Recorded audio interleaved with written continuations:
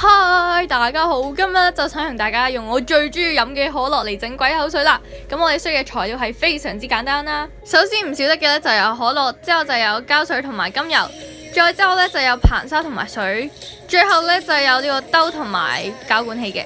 首先咧我哋就要落咗可樂先，之後就落膠水啦。可樂咧就要落多過膠水少少嘅，然之後就攪勻佢啦。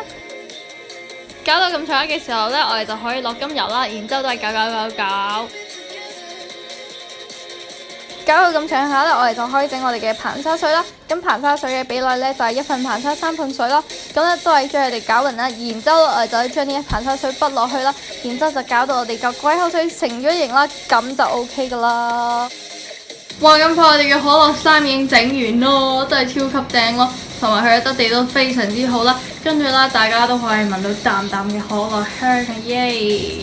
咁今條片咧就嚟到呢度啦，好多謝大家睇晒佢啦，咁我哋下條片再見啦，拜拜 ，thanks for watching。